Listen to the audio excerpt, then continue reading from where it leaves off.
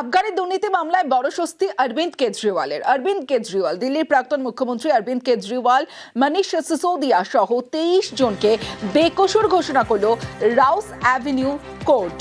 আবগারি দুর্নীতি মামলায় বড় স্বস্তি অরবিন্দ কেজরিওয়ালের। দিল্লির প্রাক্তন মুখ্যমন্ত্রী অরবিন্দ কেজরিওয়াল, মনীষ সিসোদিয়া সহ 23 জনকে বেকসুর ঘোষণা করল রাউস অ্যাভিনিউ কোর্ট। ঠিক কোন গ্রাউন্ডে বেকসুর ঘোষণা করল রাউস অ্যাভিনিউ কোর্ট জানাবে আমার সঙ্গে মৈত্রেয়ী রয়েছে।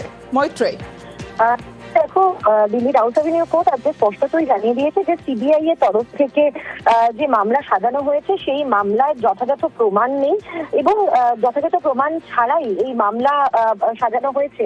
এবং শুধু তাই নয়, একই সঙ্গে আদালতের পর্যবেক্ষণ হচ্ছে যে অনুমান নির্ভর বয়ান এবং অ্যাপ্রুভারের বক্তব্যের উপর ভর করে গোটা কাহিনী দাঁড় করানোর চেষ্টা হয়েছে। যেভাবে যে গ্যাপগুলো পূরণ করা হয়েছে সেগুলো সংবিধান সম্মত নয় বলে কড়া মন্তব্য করেছেন এদিন রাউস অ্যাভিনিউ কোর্টের স্পেশাল বেঞ্চের বিচারক জিতেন্দ্র সিং।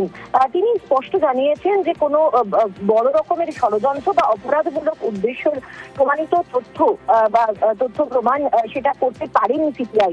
শুধু এখানেই থেমে থাকেননি বিচারক, তিনি তো একই সঙ্গে যে সিবিআই এর ইনভেস্টিগেটিং অফিসার ছিলেন তার বিরুদ্ধে বিভাগীয় তদন্তের সুপারিশও তিনি করেছেন আজকে। এবং সেখানে তিনি উল্লেখ করেছেন যে সিবিআই এর যে ইনভেস্টিগেটিং অফিসার ছিলেন তিনি কিসের ভিত্তিতেই তদন্ত করেছেন সেটা বিভাগীয় তদন্ত করে খতিয়ে দেখা হোক। মনে থাকবে যে প্রায় 2 বছর মানে সিসোদিয়া এই আবগারি দুর্নীতি মামলায় জেলে ছিলেন। অন্যদিকে অরবিন্দ কেজরিওয়াল তাকেও 100 দিনের বেশি জেলে থাকতে হয়েছিল এই মামলার জেলে। এবং 2024 লোকসভা নির্বাচনের আগে প্রচার করার জন্য তিনি প্রথমবার জামিনে মুক্ত হন এবং তারপরে ফের তাকে দ্বিতীয়বারের জন্য সর্বোচ্চ আদালত থেকে তিনি জামিন পান। আজকে এই খবর জানার পরই কার্যত কান্নায় ভেঙে পড়তে দেখা যায় অরবিন্দ কেজরিওয়ালকে এবং তিনি জানান যে তিনি যে সবসময় যে বেকসুর ছিলেন সেটা আজ প্রমাণ হয়ে গেল।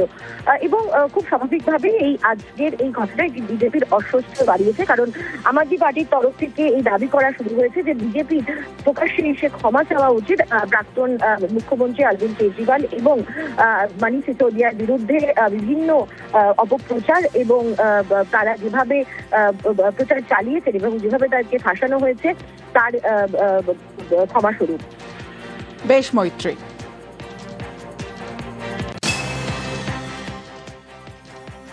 शराब घोटाला कर रही थी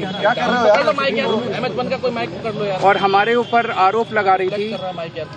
आज कोर्ट ने सारे आरोप खारिज कर दिए और जितने भी एक्यूज्ड थे सबको डिस्चार्ज कर दिया। मोदी जी ने और अमित शाह जी ने मिल के आजाद भारत का सबसे बड़ा राजनीतिक षड्यंत्र रचा। यहाँ तक कि सिटिंग चीफ मिनिस्टर, जो आज तक भारत के इतिहास में कभी नहीं हुआ, सिटिंग चीफ मिनिस्टर को उसके घर से घसीटकर जेल में डाला गया और 6 महीने तक जेल में रखा गया। अरविंद जी ने पूरा जीवन ईमानदारी से जिया है और उनका एक ही ध्येय है कि ये देश खूब तरक्की करे। लेकिन इन लोगों ने अपने सत्ता के लालच में पिछले इतने सालों से हमारे ऊपर झूठी एलिगेशंस लगाई, हमारे को तड़पाया, हमारे को अरविंद जी को उनके साथियों को जेल में भेजा, बहुत कष्ट दिया। लेकिन मुझे विश्वास था कि ईश्वर हमारा साथ देंगे। दिल्ली की राउस एवेन्यू कोर्ट ने अरविंद केजरीवाल, मनीष सिसोदिया और कई सारे आम आदमी पार्टी के नेताओं को इन आरोपों से बरी कर दिया है, डिस्चार्ज कर दिया। क्या कहना है सर? कानून अपना काम कर रहा है, अब उसमें हम क्या कह सकते हैं। আবগারি দুর্নীতি আর দুর্নীতি মামলায় বড় স্বস্তি অরবিন্দ কেজরিওয়ালের। দিল্লির প্রাক্তন মুখ্যমন্ত্রী অরবিন্দ কেজরিওয়াল সহ মনীষ সিসোদিয়া সহ 23 জনকে বেকসুর ঘোষণা করল রাউস অ্যাভিনিউ কোর্ট। আর এক্সপোস্টে বিজেপিকে আক্রমণ করেছেন মৌহা মৈত্র।